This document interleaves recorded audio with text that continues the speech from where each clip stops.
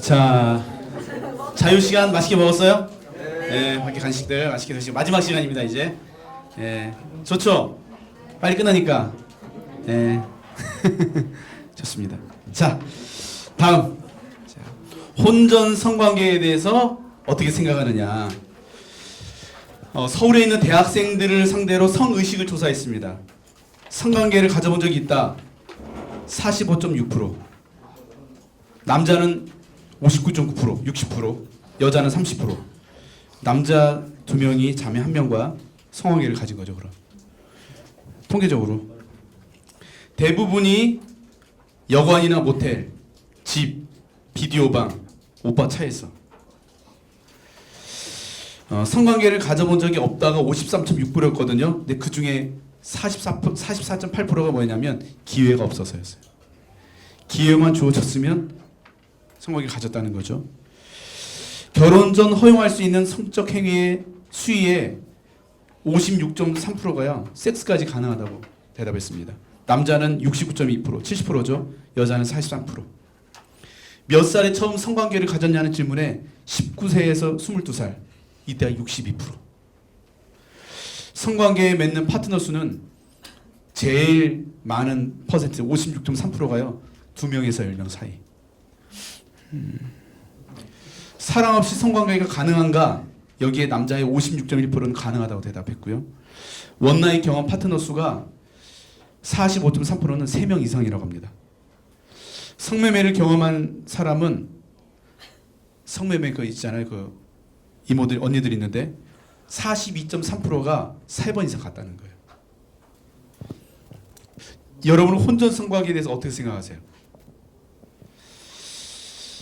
결혼했는데 서로 성적인 이 코드가 안 맞으면 어떡하냐.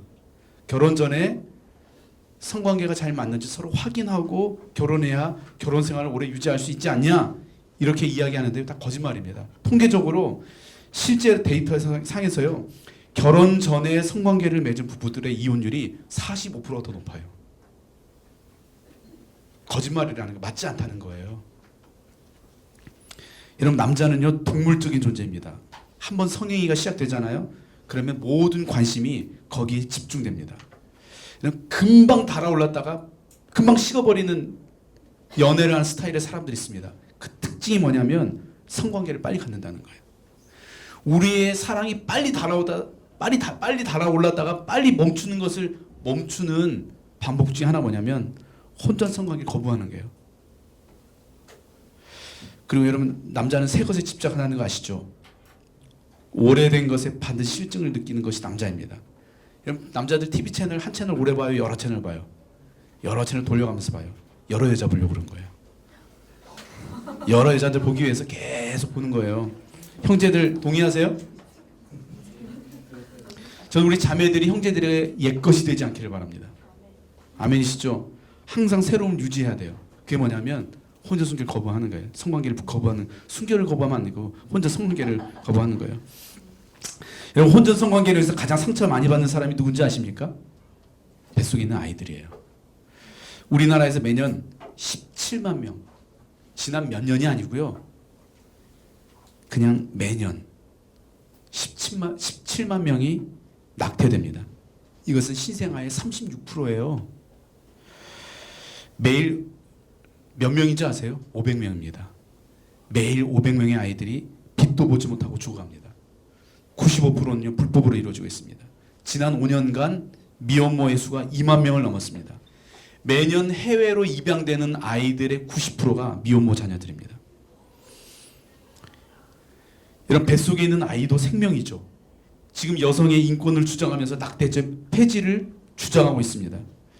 여성의 인권도 중요하지만 어린 생명의 인권도 중요하지 않습니까?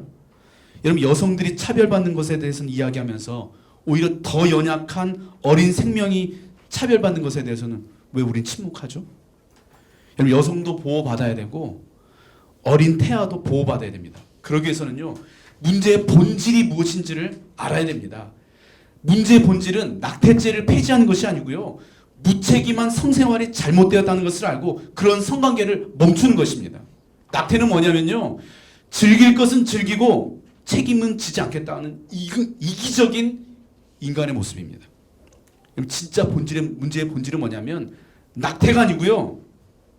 우리가 바운더리를 벗어나서 성생활을 하고 있다는 것이 문제의 본질입니다. 그걸 멈추라는 거예요. 여러분, 섹스는 스포츠가 아닙니다. 그것은 생명을 창조하는 통로입니다. 우리가 그것을 잊어버리면 안 됩니다. 성경은요, 분명하게 결혼한 남자와 여자 부부 사이에서 벗어난 모든 성행위를 죄라고 이야기하고 있어요. 다시 이야기합니다. 결혼한 남자와 여자 부부 사이를 벗어난 모든 성행위는 다 죄입니다. 우리 사랑하니까요. 죄입니다. 성경은 결혼한 남녀 부부 이외에 하는 성관계를 죄라고 이야기하고 있어요. 히브리서 13장 4절에 보면 이렇게 되어 있어요. 같이 한번 읽어보죠. 시작.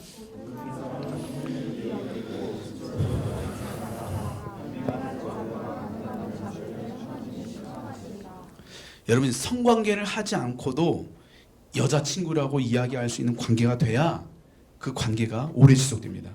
성관계를 하는 것 외에는 딱히 여자친구라고 할 만한 내용이 없어요. 만남에 인격적인 어떤 그런 소통이나 만남의 내용이 없어요. 여러분, 그런 관계는 절대 오래 지속되지 못합니다. 그리고 그런 관계에서 상처를 더 많이 받고 더 많은 에너지를 소비하는 쪽은 대부분이 여자 쪽이에요. 여러분, 하나님께서 우리의 죄를 용서해 주신 이유가 뭐예요? 다시 가서 마음 편하게 마음껏 죄지면 살라고, 죄책감 느끼지 말고 마음껏 쾌락을 즐기면서 살라고 그렇게 우리를 용서하셨을까요? 여러분, 구원은요, 마음껏 죄를 지어도 된다고 하는 면죄부가 아닙니다. 데살로니가전서 4장 7절 같이 한번 읽어보죠. 시작.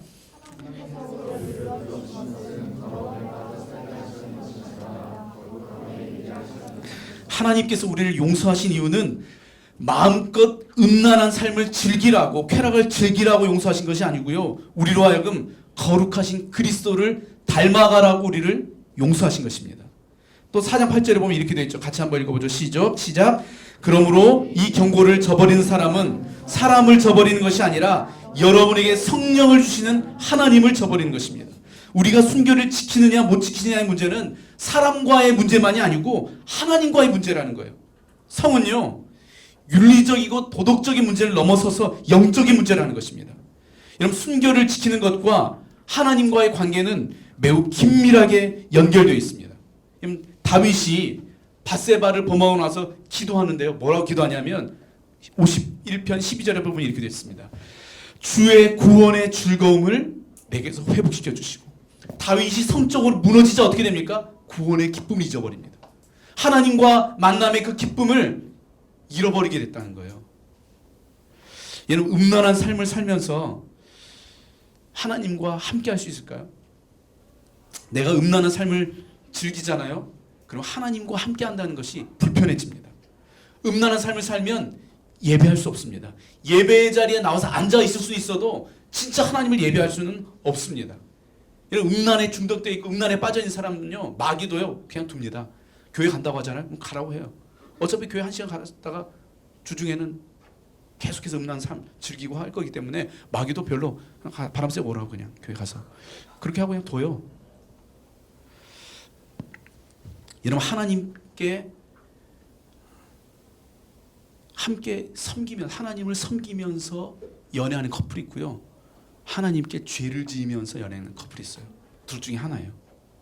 하나님을 기쁘시게 하고 하나님을 섬기는 연애를 하든지, 아니면 하나님 앞에 죄를 짓는 연애를 하든지.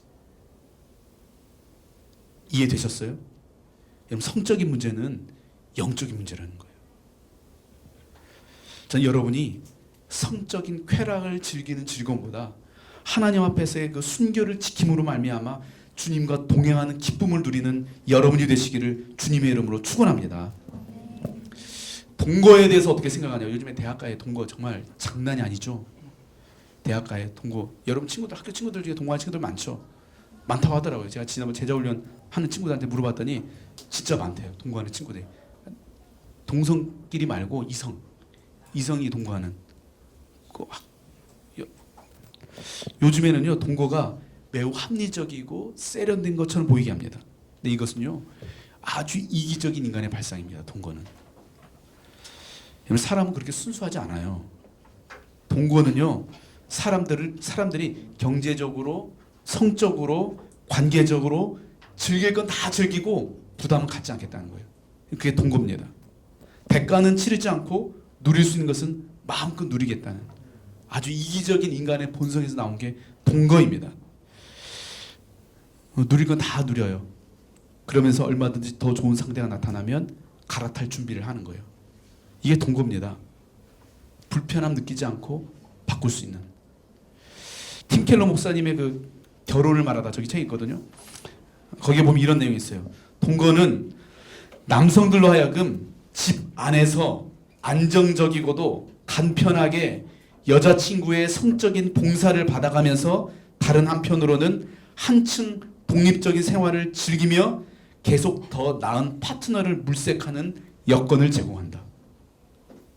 이해가 돼요? 무슨 말인지? 여러분, 그런 무책임한 사람 만날 거예요?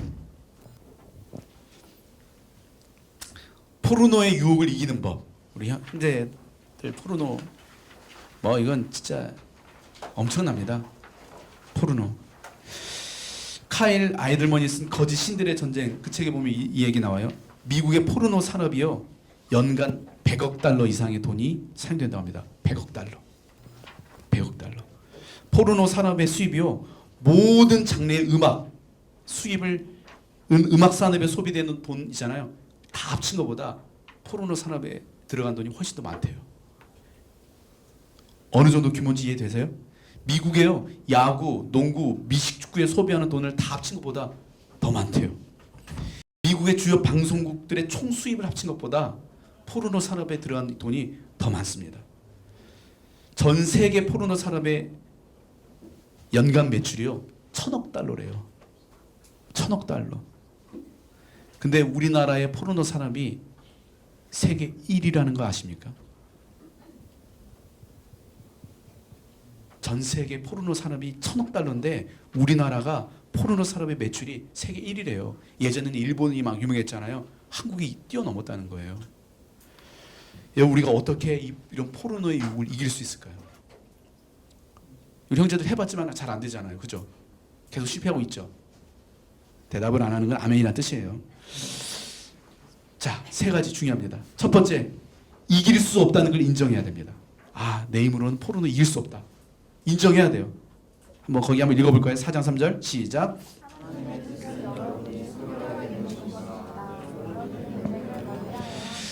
여러분은 음행을 멀리해야 합니다. 여기서 음행의 원형이 포르네이아입니다. 이 포르네이아, 모든 종류의 비합법적인 성관계를 포르네이아라고 하는데요.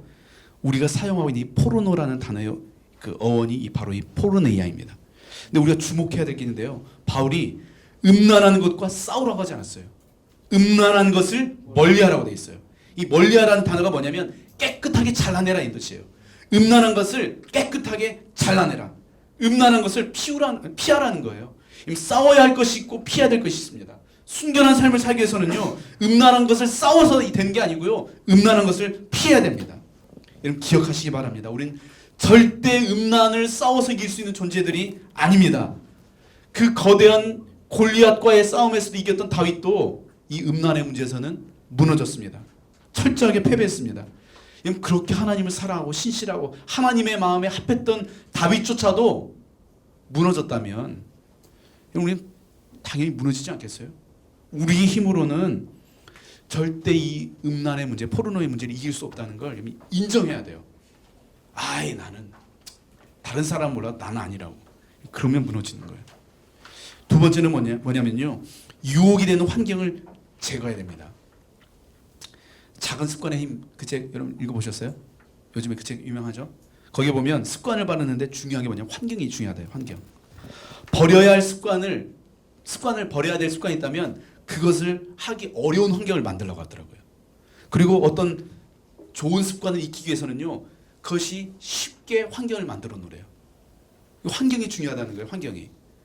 왜 우리가 이성 간의 스킨십 조심하라고 하고, 오빠 자취방 절대 가면 안 된다고 하고, 거기 하나님 안 계신다고 하고, 오빠 차 타면 안 된다고 하고, 오빠 만나서 반드시 사도신경으로 시작했다, 헤어질 때는 주기도문 외우고 헤어지라고 하고, 왜 남녀 커플끼리 1박 2일 절대 여행 가면 안 된다고 하고. 왜 그래요?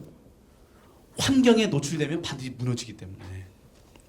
그래서 성적인 자극을 주는 환경 자체를 피하게 하는 겁니다. 우리나라 몰래카메라 엄청 심각하다고 합니다. 근데 어떤 몰래카메라를 찍냐면 연기자들이 연출을 하는 게 아니고요. 실제로 지나가는 사람을 만나가지고 원나잇을 하는데 그걸 촬영해가지고 인터넷에 올린다는 거예요. 지나가는 사람을 붙잡아가지고 실제로 강간하고 성폭행하는데 그걸 촬영해서 인터넷에 올린다는 거예요. 실제 우리 대한민국에서 있는 일입니다. 한 여성이요. 자기는 전혀 기억이 없는데 자기가 어떤 남성과 성관계를 맺고 있는 것이 인터넷 영상에 돌아다니는 거예요. 그걸 봤어요. 그걸 다른 사람 통해서 알게 된 거예요. 남성이 이 여자에게 술을 먹이고 나서 성관계를 맺고 그걸 촬영해가지고 인터넷에 올린 거예요. 그 자매가요. 그걸 인터넷에 있는 걸 내리기 위해서, 없애기 위해서 아무리 지우고 내리고 없애도요. 지우면 또 올라오고 지우면 또 올라오고 지우면 또 올라오고 결국 그 자매 스스로 목숨 끊었습니다. 기사에 나왔어요. 여러분, 사람들이 왜 그런 영상을 인터넷에 만들어서 올리는지 아세요? 사람들이 보니까. 우리가 보니까. 사람들이 보니까 만든다는 거예요. 그 말은요, 그 영상을 만든 사람들만 잘못이 아니라 그 영상을 본 우리도 공범이라는 것입니다. 여러분은 아무렇지 않게 클릭하는 그 클릭 때문에 사랑하는 우리 자매들이 누군가의 언니이고 동생이고 누나이고 딸인 그렇게 끔찍한 고통을 당하고 있다는 것입니다. 그래도 보시겠어요? 오늘 성경은요, 음행을 멀리하라고 말씀합니다. 이런 주변에 있는 음란한 것들을 깨끗하게 잘라내시기 바랍니다. 스마트폰, 컴퓨터 깨끗하게 정리하시기 바랍니다. 여러분, 스마트폰 가족들에게 정기적으로 공개하세요. 스마트폰 클린락 걸어놓으세요. 성인 인증되지 않으면 되지 않도록. 그리고 컴퓨터는 거실에서 하세요. 환경적으로. 컴퓨터가 방에 들어가 있으면 죄 짓기가 쉬워요. 그런 환경을 아예 만들지 마세요. 포르노를 보려면 되게 불편한 환경을 만들어놔야 돼요. 그래야 잘 안 봐요. 컴퓨터가 거실에 다 나와 있어야 돼요. 그리고 시간을, 요즘에 컴퓨터 프로그램 돼 있잖아요. 몇 시부터 몇 시까지만 컴퓨터를 볼 수 있게 돼 있거든요. 12시 넘으면 컴퓨터 락 걸려가지고 열리지 않게 프로그램 세팅해 놓으세요. 그런 환경을 만들어 놓으셔야 돼요. 그렇지 않으면 절대 여러분들이 이걸 극복 못합니다.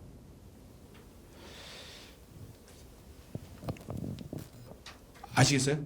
하여튼 제가 지금 되게 직설적으로 얘기하고 있는 거예요.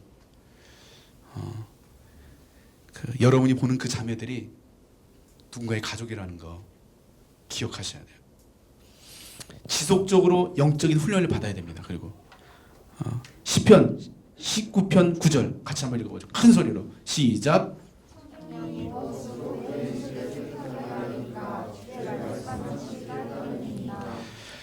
우리가요, 하나님의 말씀과 기도로 날마다 성령 충만함을 유지하기 위해서 훈련해야 돼요. 계속 말씀을 묵상하고 암송하고 말씀을 기억하는 게 중요합니다. 그 말씀이 우리를 깨끗하게 한다는 거예요. 하나님께서 이스라엘 백성들을 택하시고요, 구별된 하나님의 백성이라는 표식으로 뭘 했냐면, 뭘 했죠? 할례를 했어요. 할례가 뭔지 아시죠? 남성의 포피를 자르는 거잖아요.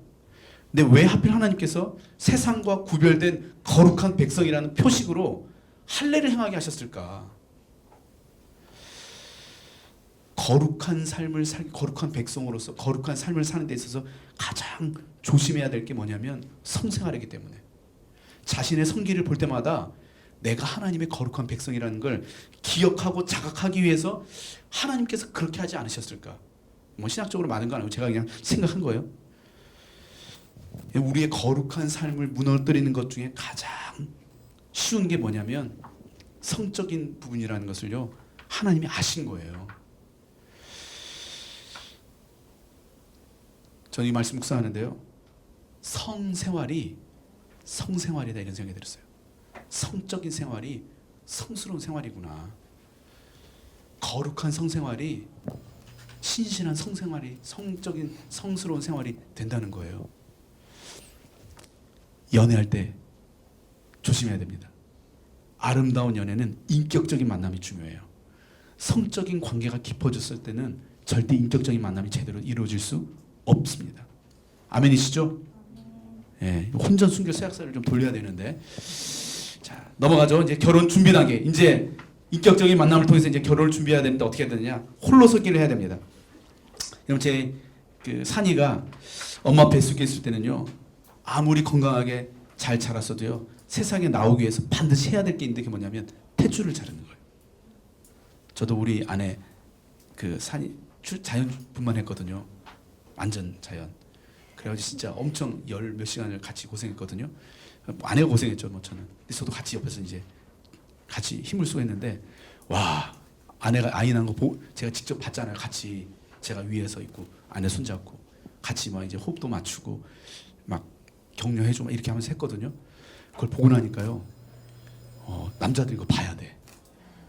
진짜로 보고 나니 그냥 밖에 있다가 아기 나온 거 받았으면요, 제가 어떤 과정을 통해서 이 아이가 나오는지 제가 못 봤을 것 같아요. 그러면 우리 아내가 얼마나 고생하면서 이 아이를 낳았는지를 제가 모르거든요.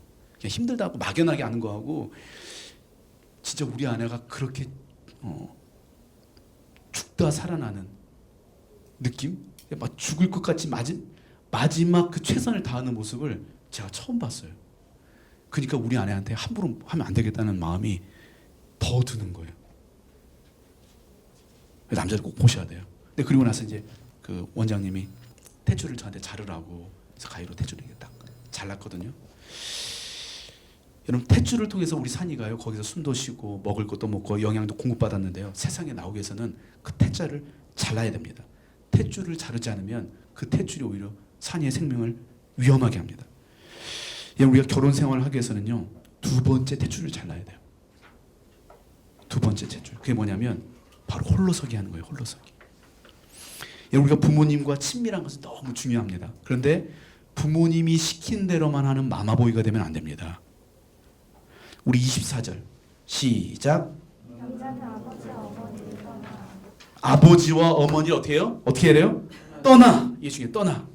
결혼 준비하는 데 있어서 중요한 것은요, 혼수품을 준비하는 게 아니라 남자가 부모님을 떠나 홀로 서는 거예요.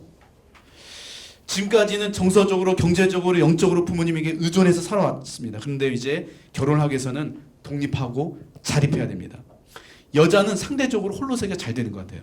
제가 봐도 우리 아내가 확실히 더 독립을 더 부모님으로 더 잘하는 것 같아요. 그래서 오히려 성경도 남자는 이렇게 얘기한 거 아닐까. 남자들 자립하라고. 마마걸은 거의 없잖아요. 마마보이가 많지. 근데 여기서 말하는 이 그 남자는 이건요, 남자만 이렇게 하라는 게 아니고 남자 여자 모두에게 해당됩니다. 독립해야 됩니다. 건강하게 독립하다는 건 뭐냐면요, 이제 부모님의 도움 없이 건강하게 자기를 사랑할 줄 아는 사람이 되는 거예요. 그래서 내게 필요한 것을 부모님에게 요청하는 것이 아니라 스스로 필요를 채울 줄 아는 사람. 이게 홀로 서는 거거든요. 부모님에게는 자녀를 떠나보내야 될 의무가 있고요, 자녀들은 홀로 서야 할 의무가 있습니다. 좀 하나님 정말 신기한 것 같아요. 하나님 우리에게 뭘 주셨냐면 사춘기라는 기간을 주셨어요.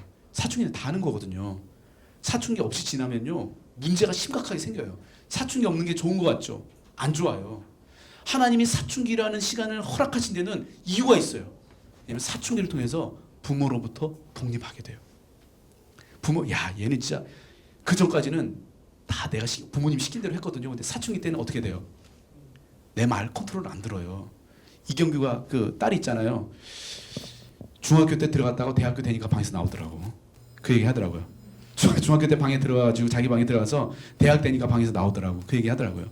그게 뭐예요? 사춘기예요. 근데 그 시간을 통해서 뭐냐면 부모로부터 독립하는 거예요. 근데 사춘기를 안 거치잖아요. 그러면 나이가 20이 넘었는데도 부모는 자식을 애 취급하고 20 넘었는데도 부모님을 자기가 어린아이처럼 부모님에게 의지하고 의존하고 기대요. 사춘기 너무 중요합니다. 부모님과 독립이 돼야 돼요. 작은 것부터 지금부터 스스로 부모님한테 물어보는 게 아니라 스스로 선택하고 스스로 책임지는 훈련을 지금부터 여러분 연습하셔야 돼요. 물론 우리가 부모님에게 의논할 수 있어요. 의논을 할 수 있어요. 근데 결혼하고 나자라면 의논을 할 수 있어도 결정은 아내와 해야 돼요. 남편과 해야 돼요. 이게 되게 중요합니다. 다음 단계로 이제 넘어가면 결혼 생활 단계에서 넘어가서 이어서 할게요. 결혼 생활에서 뭐가 중요하냐면 사랑 안에서 온전히 하나됨을 이뤄야 돼요. 이게 결혼이거든요. 사랑 안에서 온전히 하나됨을 이루는 거. 24절 25절 한번 읽어보죠. 시작.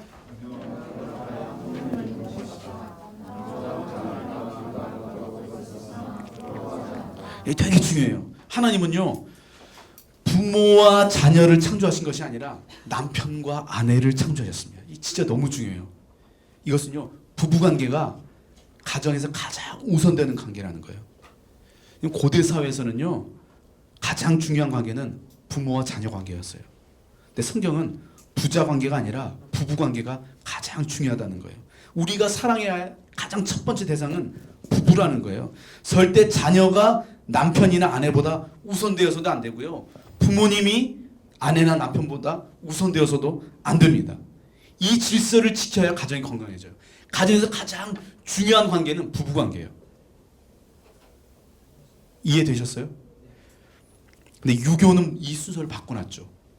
부모와 자녀 이 관계를 다 우선순위를 바꿔놔가지고 우리 여자들, 엄마들의 마음에 한을 자녀들 이 인생을 다 망가뜨려놨어요.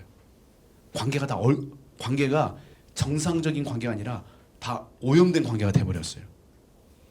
그러니까 엄마가 남편에게 받아야 될 사랑을 자식에게 요구해요. 남편은 아내에게 줘야 될 사랑을 엄마에게 줘요. 엄마는 남편에게 받아야 할 사랑을 남편에게 받지 않고 아들에게 받고 자기 며느리를 마치 다른 자기 남편 뺏어간 여자처럼 대하는 거예요. 관계가 다 얽혀 있는 거예요. 무슨 말이 이해되세요? 가장 중요한 관계는 부부관계예요. 그래서 저도 우리 산이 있지만 산이야 아빠한테 제일 중요한 사람은 엄마고 넌 두 번째야. 엄마한테 제일 중요한 사람은 아빠고 넌 두 번째야. 너는 우리한테 너무 소중한 존재야. 근데 엄마한테 제일 소중한 사람은 아빠야. 이걸 교육을 해요. 우리 부부관계가 좋은 게 가장 중요해요. 부부관계가 안 좋고 우리 아내가 산이하고 너무 관계 좋은데 나하고 관계 안 좋잖아요. 그러면 산이 절대 건강하게 자라지 못해요. 우리 산이가 건강하게 자라는 데서 가장 중요한 건 뭐냐면 우리 부부가 사이가 좋은 거예요. 여러분 결혼은 뭐라고 했죠? 부부가 사랑 안에서 온전히 하나됨을 이루는 것입니다. 근데 왜 부부가 하나 되지 못하고 갈등을 겪게 되고 관계가 깨어지느냐? 바로 인간의 자기 중심성 때문입니다. 자기 중심성. 사람들이 결혼하는 목적이 사랑 안에서 하나됨을 이루기 위해서 하는 것이 아니고요. 상대방을 통해서 내가 행복해지려고 하는 거예요. 상대방을 통해서 내가 뭔가를 얻으려고 하는 거예요. 그냥 부부나 연인이 갈등을 겪는 이유는 성격 차이보다 더 큰 건 목적의 차이입니다. 목적의 차이. 결혼하는 목적이 서로 주인 노릇하려고 하는 거예요. 서로 대접받으려고 하는 거예요. 서로 목적이 달라요. 난 저 사람이 날 대접해 줄 거라고 생각하고 만나요. 저 사람도 내가 저 사람에게 서비스 받을 거라고 생각하고 만나요. 서로 목적이 완전히 다른 거예요. 그럼 자꾸 누군가가 여러분을 바꾸려고 여러분을 조종하려고 하면 좋아하시겠어요? 행복하시겠어요? 이 상대방을 통해서 내가 행복해지려고 하는 이 죄, 욕심, 이기심이 결혼을 망가뜨리는 거예요. 어떻게 우리 부부가 사랑 안에서 하나됨을 이루느냐? 중요합니다. 진실과 용납입니다. 진실과 용납. 첫 번째는 자신의 있는 모습 그대로 보여줄 수 있어야 돼요.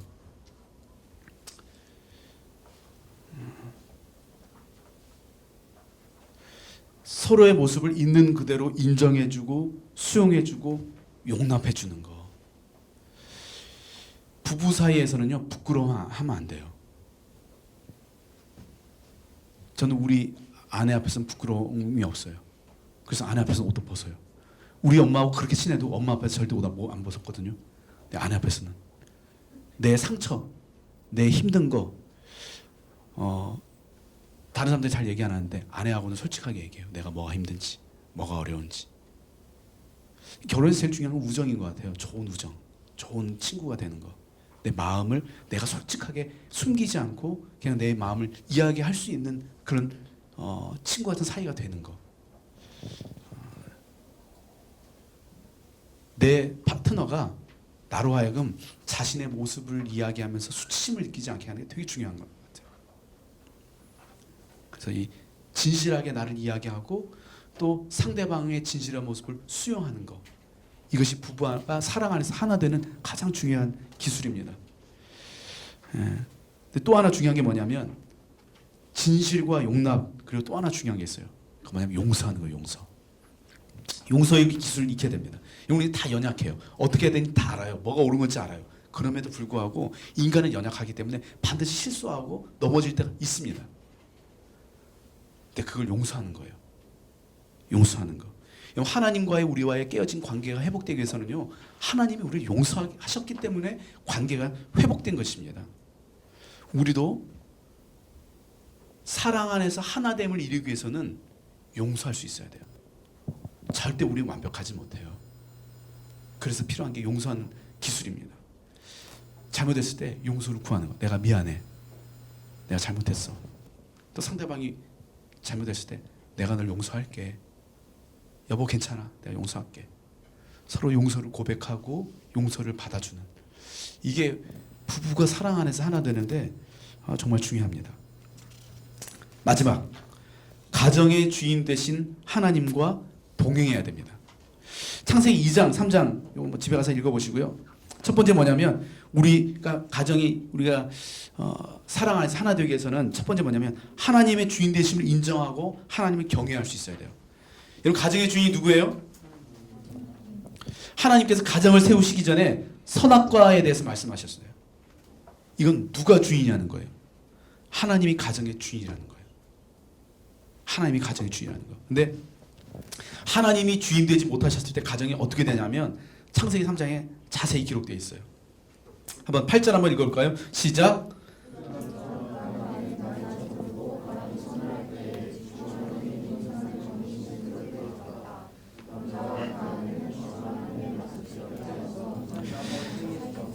낯을 피해서 숨었대요. 수치심을 느낀 거예요. 하나님이 주인 되시지 못하자 이 가정 안에 뭐가 느껴져요? 수치심이 느껴지게 하는 거예요. 수치심이. 10절 시작.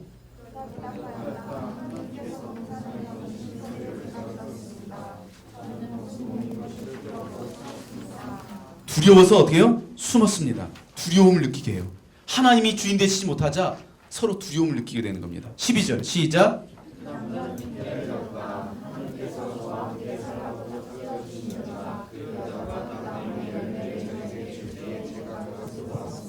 하나님이 주인 되지 못하자 어떻게 돼요? 서로 탓을 하고 책임을 전가해요. 당신 때문이라고. 15절 시작.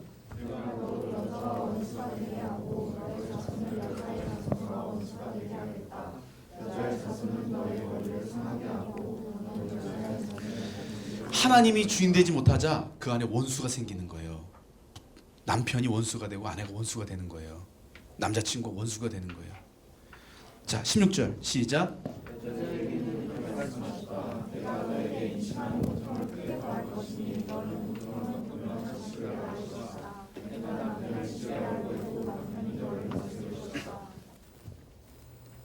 어떻게 돼요? 고통이 임하고 서로를 구속하게 돼요. 17절 시작.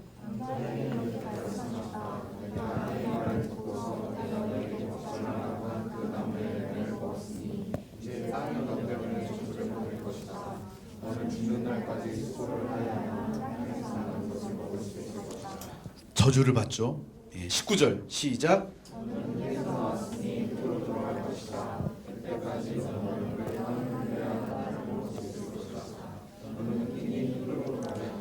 하나님이 주인 되지 못하자 고생이 시작됩니다. 23절 시작.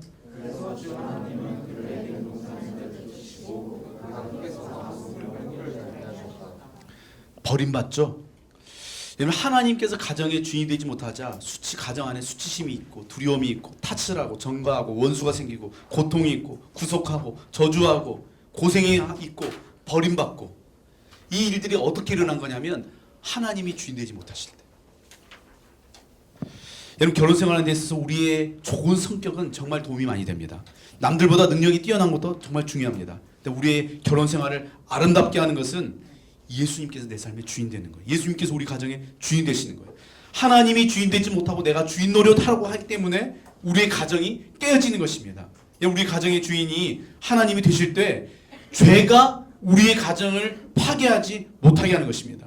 하나님이 주인 되실 때 우리의 남편과 아내를 이해하고 하나 될 수 있습니다. 우리 모든 사람에게는요, 하나님만이 채워주실 수 있는 그 마음의 공간이 있습니다. 그 자리는 아무리 사람이 열심히 노력하고 애써도 채워줄 수 없어요. 하나님이 주인 되시고 하나님이 채워주실 때만 차고 넘칩니다. 두 번째는 뭐냐면, 하나님께서 주인 되는 가정이 되기 위해서는요, 하나님과 지속적이고 친밀하게 동행하는 삶을 살아야 돼요. 하나님과 지속적이고 친밀하게 동행하는 삶을 살아야 됩니다. 아담과 하와가요, 하나님의 주인 되심을 고백하지 못하고 서로 주인 노릇하려고 했던 이유가 뭐냐면, 하나님과 인간 사이에 틈이 생겼기 때문에 그래요. 여러분, 하나님과의 그 만남이 사라지고 하나님과의 친밀함이 사라지고 성령 충만하지 않으면요, 반드시 그 자리에 마귀가 끼어들게 되어 있습니다. 우리 가정도 마찬가지예요. 우리 가정이 날마다 하나님과 친밀하게 동행하는 가정이 되어야 됩니다. 가장 좋은 적용점이 뭐냐면 가정 예배를 드리는 거예요. 여러분, 가정 예배 너무 중요합니다. 같이 기도도 하고 예배도 드리고 말씀도 읽고 큐티하는 거 나누고, 이것을 통해서 뭐냐면 하나님이 우리 가정의 주인 되신다는 걸 인정하고 그 하나님과 날마다 동행하는 삶을 살게 돼요. 저도 우리 가정에서 정말 중요한 게 뭐냐면 가정 예배 드리는 거거든요. 같이. 근데 너무 좋아요, 그 시간이.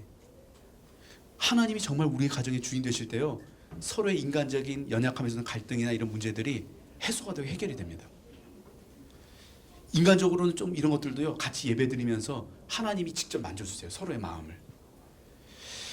네, 여러분, 이게 결혼하면 저절로 될까요? 연애하면서 이해 안 되면 결혼해서도 안 됩니다. 지금부터 하나님과 동행하는 연애를 연습해야 됩니다. 그래야 결혼해서도 가능해져요. 여러분, 연애하시면서요, 하나님에 대해 이야기하는 게 자연스러워야 돼요. 큐티 나눔하는 게 자연스러워야 돼요. 같이 기도하고 이런 것들이 자연스러워야 돼요. 연애하면서 같이 예배도 드리러 오세요. 같이 기도도 하시고 어디 이상한 데 가려고 하지 마시고. 두 사람의 만남 속에 예수님이 계셔야 그 만남이 오래 지속돼요. 안 그러면 아까 에덴 동산의 그 두 사람처럼 관계 안에 죄가 들어오기 시작하고요, 시기하고 또 수치심을 느끼게 하고 두려움을 느끼게 하고 탓하고 원망하고 아픔을 주고, 하나님이 주인 되지 못하면 분명히 그 관계 안에 그런 일들이 일어나게 됩니다. 동상이몽 그거 아시죠? TV 프로. 제가 얼마 전에 그 프로그램 봤는데 노사연하고 이무송 부부가 나오더라고요. 제가 뭐 자주 보진 않는데 지나가다 한번 봤는데 그 어떤 거냐면, 이제 노사연이 그 버스킹을 하고 싶다고, 그래서 이제 남편 이무송이 이제 그걸 준비해줘가지고 같이 버스킹을 한 거예요. 그리고 나서 버스킹 한 걸 영상을 이제 스튜디오에 있으면서 이제 그 노사연이 보는데요, 버스킹하는 그 한강에서 이제 공연을 하는데 너무 행복해하는 거예요, 노사연하고 이무송 부부가. 근데 그걸 보는 노사연이, 영상을 본 노사연이 계속 우는 거예요. 계속. 근데 그걸 울면서 거기에서 뭐라고 혼자 독백하듯이 얘기하냐면, 잘 참은 것 같아요. 잘 참은 것 같아요. 이 부부 사이에도 어려움이 있었다는 거죠. 이혼의 위기가 있었고 이혼할 수 있는. 근데 그래도 잘 참으니까 이런 시간이 있는 것 같다고. 여러분, 연애하고 결혼하는 게요, 그냥 쉽고 낭만적이고 편하고 아름답고 그러지 않아요. 사랑 안에서 하나 되는 것은요, 편안해서는 될 수 없어요. 내가 편안해서 하나 되려면요, 그건 종을 부리는 거죠, 종. 사랑하는 게 아니라 나한테 무조건 잘 맞춰줄, 때로는 엄마 역할 해주고 막 주부 역할 해주고 세탁소 아줌마 역할 해주고 뭐 이런 역할 해줄 사람을 구하는 게 아니에요. 사랑 안에서 하나 되려면 서로 오래 참으면서 상대방을 있는 모습 그대로 수용하고 용납하고 바라봐주고, 이런 과정 안에서 오래 참음이 있어야 된다는 건데, 힘들어도 참으니까 이런 좋은 날이 온다는 거죠. 여러분, 사랑은요, 감정적인 뜨거움보다 의지적인 실천이 훨씬 더 중요한 것 같아요. 그것이 성경이 이야기하는 진짜 사랑이 아닐까, 이런 생각이 듭니다. 제가 진짜 7시 딱 됐어요. 시간 하나 맞추려고. 와, 엄청나죠? 실은 포스트잇 나눠줬는데 거기에 질문을 쉬는 시간에 적어놓고 받으려고 했는데 제가 그걸 못 받은 것 같아요. 저 적었어요? 아, 나눠줄 때 그 얘기 안 해줬어요? 아, 그랬구나. 질문 그냥 잠깐 그러면 해줄 수 있는 질문 잠깐 몇 개 좀 하고, 아니 포스트잇 적어주세요. 잠깐 한 5분 정도만 질문 좀 받고 끝내면 좋을 것 같아요. 포스트잇 있죠, 거기에 앞에 나눠뒀잖아요. 포스트잇 질문하고 싶은 거, 연애하거나 뭐 이런 거 하면서 좀 궁금했던 거, 이제 그 시간 짧게 갖고 그래도 하면 좋을 것 같아서. 손 들고 하나 뭐 질문할 거 있으면 일단 이건 쓰는 동안에 궁금한 거. 질문이 없다는 예. 저는요. 네. 만날 때요. 예. 헤어질 거 생각하고 예. 만나기가 되는데 예. 그 마음이 있으니까 만나기 싫어요. 아, 그 마음이 있으니 만나기가 싫다고? 네. 아, 난 얘하고 헤어져야지? 그러면 헤어질 수도 있다. 예. 그러니까 이런 게 있으니까 김밥. 아, 김 빠져. 열정이 없어져요. 저는 그게 진짜 사랑이라고 생각해요. 아 진짜. 그래야 진짜 사랑이 돼요. 내 그 열정이 사라졌을 때, 사람은 열정이 있을 때의 모습이 아니라 평상시의 모습이 드러나야 진짜 그 사람이거든요. 근데 평상시의 모습으로 있는데 상대방에게 사랑을 주고받을 수 있는 사람이 됐을 때 그 사람이 진짜 좋은 사람이에요. 그리고 그렇게 사랑이 돼야 그 사랑이 오래가요. 그 어떤 막 내 마음에서 끓어오르는 열정을 의지해서 사랑하려고 하면 안 돼요. 그건 반드시 사라지게 돼요. 그리고 그건 그 생각이 있어서 그 열정이 신 게 아니라 시간이 흘렀기 때문에 사라진 걸 가능성도 커요. 그 열정은. 애초에 없는 거. 애초에 열정이 없다고요? 헤어질 거 생각하고 만나. 아, 처음에 만날 때 난 얘하고 헤어져야지 그래서 만나다 보니 헤어질 수도 있다 이런 생각하니까 응, 약간 응. 감정 속이 상하는 거 같아요. 아, 그러니까 헤어질 수 있는 게 연애는 뭐냐면 이거예요. 아까 얘기했던 것처럼 결혼을 전제하는 게 아니고요. 결혼할 사람을 찾는 거예요. 찾는 거란 말이에요. 그러니까 결혼 생활을 누리려고 하면 안 되고 내가 평생 결혼 생활할 상대를 찾는 과정이기 때문에 그 과정에서는 내가 지나치게 오버하면 안 돼요. 그러니까 이거가 똑같아요. 옷가게, 백화점 옷가게 갈 때 이 집 들어가면 내가 무조건 사야 돼라는 생각을 가지고 옷을 사는 게 아니고요. 가서 마음에 드는 옷을 고르는 거예요. 연애는 고르는 거예요. 마음에 안 들면 거절할 수 있어야 돼요. 근데 이거 내가 한번 입어봤으면 무조건 사야 된다고 해서 부담 가지면 못 하잖아요. 그러니까 아니면 뭐 아닌 거죠. 그리고 관계, 근데 대신 열정이 없어 이래서 이게 아니라 내가 이 사람을 만나봤더니 시너지가 없다. 그러면 뭐 단순히 뭐 열정 뭐 이런 표현이지만 뭔가 시너지가 안 난다. 그러면 안 만나도 되는 거죠. 근데 뭐냐면 답을 내려놓고 만나려고 하면 안 된다는 거예요. 나 이 집 가서 저 옷을 무조건 이 집 사야 된다. 그런 압박감을 가지고 아니라 나는 오늘 옷을 사러 온 거예요. 근데 이 옷이 가봤더니 봤어요 다. 아닐 수 있는 거예요. 아니면 안녕히 계세요 하고 나올 수 있어야 돼요. 이해되셨죠? 아, 나 이거 사야 되는데 안 사면 안 되는데 그렇게 할 필요가 없다는 거예요. 연애도 마찬가지라는 거예요. 이해됐어? 오케이.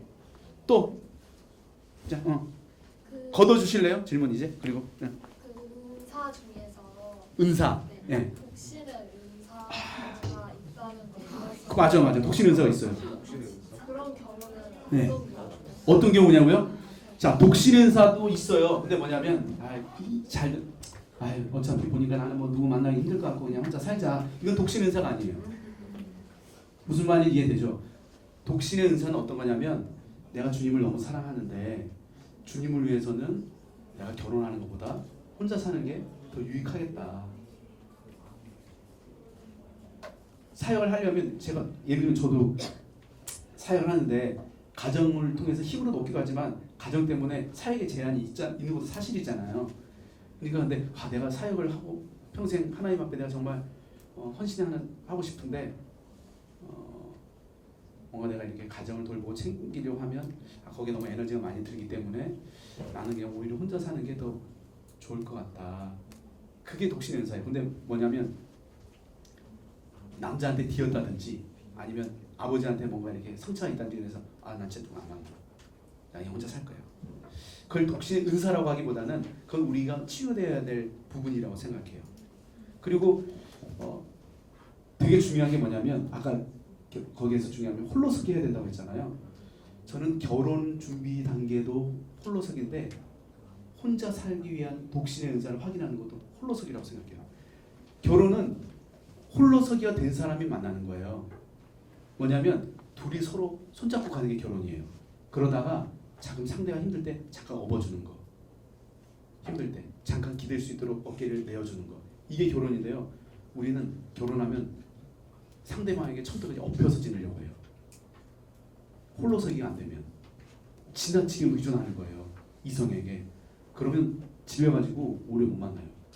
홀로서기가 안 되면 결혼할 준비도 안 된 거지만 혼자 살 준비도 안 된 거예요. 근데 홀로서기가 되고 혼자 살 준비가 된 사람이 누군가를 만나야 그 만남이 되게 좀 근사해져요. 무슨 말 이해되죠?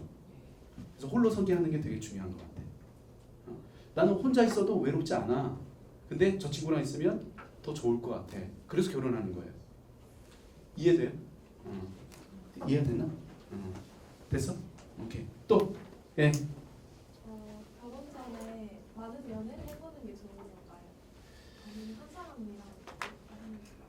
사람이랑 되게 이 질문 많이 해. 여러 사람을 만나보는 게 중요하냐, 한 사람을 만나보는 게 중요하냐. 이건 사람마다 약간 케이스가 좀 다르기도 한 것 같아요. 성향에 따라. 예를 들면 저는 우리 아내 만나기 전에 한 소개팅을 10건 정도 들어왔었어요. 근데 제가 하나도 안 나갔어요. 왜냐면 제가 3가지 기도했던 게 있었거든요. 아까 얘기했잖아요. 제일 중요한 건 3가지. 그 3가지를 가지고 물어봤더니 다 2개는 맞는데 하나는 아니거나 뭐 하나밖에 안 되거나 그래가지고 그냥 안 갔어요. 첫 번째 이 3가지가 충족됐던 사람이 우리 아내였어요. 엄청나게 많은 게 아니라 이 3가지. 그래서 만났는데 처음 만나가지고요. 같이 5시간 얘기했어요. 우리 아내 처음 만나가지고. 저는 그랬어요. 근데 저와 함께 있었던 모 목사님은 대한민국에 있는 모든 직종의 자매들 다 만나봤어요. 한 100건 이상 했어요. 그 소개팅이나 이런 것들을. 근데 갔다 오면 되게 힘들어 항상. 그래서 기대하고 나갔다가 실망하고 들어가고.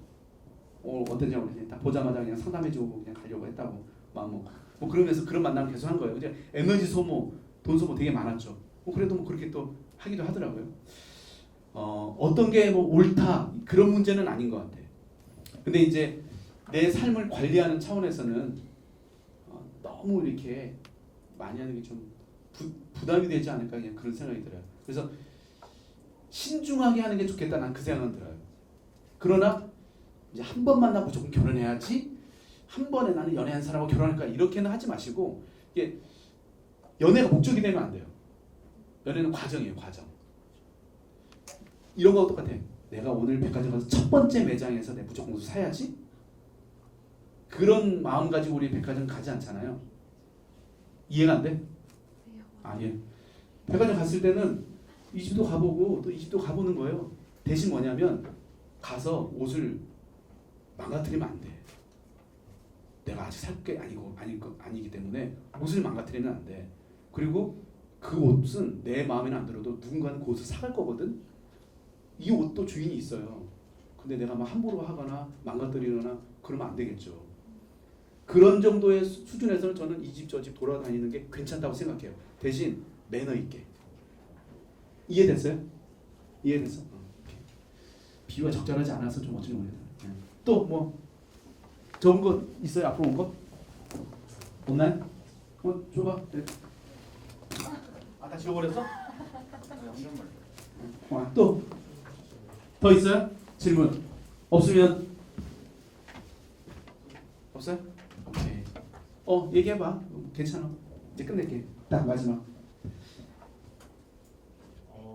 제가 준비가 제 자신을 약간 가꾸는 게 더 중요하다고 생각하는데 더 좋은 사람 만나기 위해서는 비유하자면 백화점에서 제가 정말로 더 좋은 걸 사고 싶고 하여튼 제가 노력을 한다면 갑자기 좋은 게 그러니까 만나고 싶은 사람이 생겼어요. 근데 그래도 제가 무리를 해서라도 만나야 되는지 아니면 제 자신을 먼저 꾸미는 게 더 나은지. 그건 이제 너 결정하는 건데 백화점 얘기했으니까 이거야.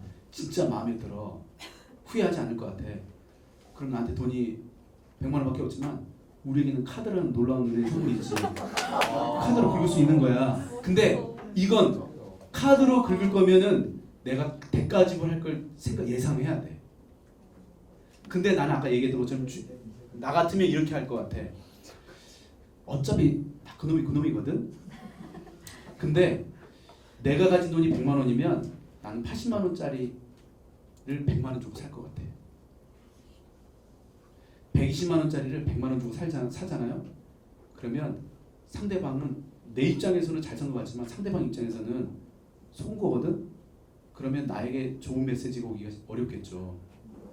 근데 80만 원짜리인데 100만 원 주고 샀잖아요. 근데 그러면 내가 봐도 80만 원인데 나를 100만 원을 값지불 해줬기 때문에 그 상대방에게 100만 원어치를 더 해주려고 하겠죠.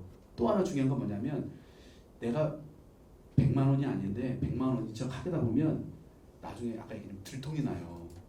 내가 키 높이 구두 신었던 거 다 나중에 들통이 나. 그러면 불공정 고래가 되기 때문에 이 관계에 그런 것들이 틈을 주는 것 같아.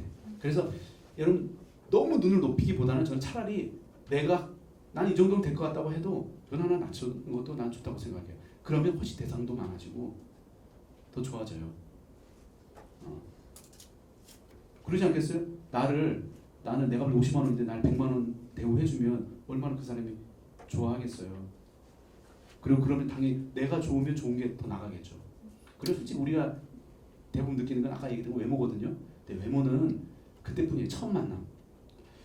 저는 지금 우리 아내 얼굴 그것 때문에 감동받은 거 없어요. 그냥 우리 아내의 성품 때문에 내가 어제도 우리 아내 때문에 좋아했던 거 뭐냐면 아내의 성품 때문에 내가 감사하고 그래 아내한테 너무 고맙다고 얘기했지. 여보 얼굴이 예뻐서 너무 고마워 이렇게. 물론 뭐 예쁘다고 얘기는 해주죠. 자기 참 예쁘다. 나한테 너무 그 사람 얘기하는데 근데 뭐 내가 그거 가지고 막 내가 막 우리 아내 너무 예뻐 진짜 너무 좋다 막 그런 건 없는 것 같아요. 그래서 너무 외적인 거에 너무 지금 근데 우리 시대가 너무 외적인 거에 너무 지나친 것 같아요. 근데 우리 외모와 살지 않아요. 그 사람의 성품과 사는 거지. 그 사람의 외모로 상처받지 않아요. 그 사람의 성품 때문에 상처받는 거지. 그 사람의 말과. 그 사람의 관계를 끈끈하게 해주는 시간이 갈수록 끈끈하게 해주는 건 그 사람의 내면의 성품인 거지 외모가 아니에요. 얼굴 예쁜 사람 만나니까 점점 더 좋아지는 게 아니에요. 그 우리의 만족도는 점점 하향하게 돼 있어요. 외모는.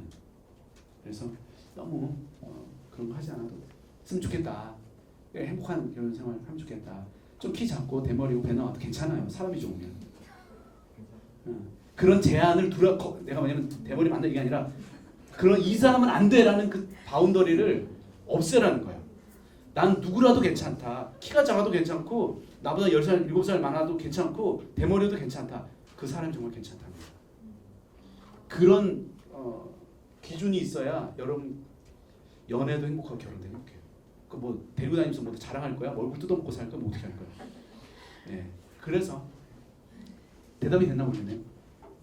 됐어요? 오케이. 자 여기까지 할까 그럼 이제? 자, 우리 기도하고 마칩시다. 우리 각자 우리 한 30초만 우리 같이 오늘 생각나는 거 가지고 여러분의 아름다운 연애와 또 아름다운 가정을 위해서 같이 한번 기도하겠습니다. 기도합시다.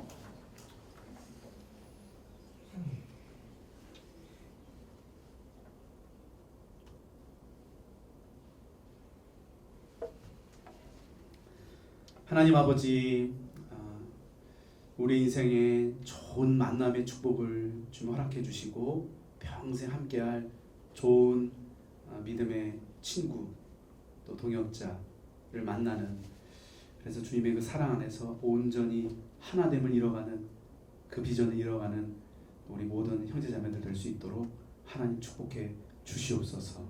예수님의 이름으로 기도드립니다. 아멘. 수고하셨습니다.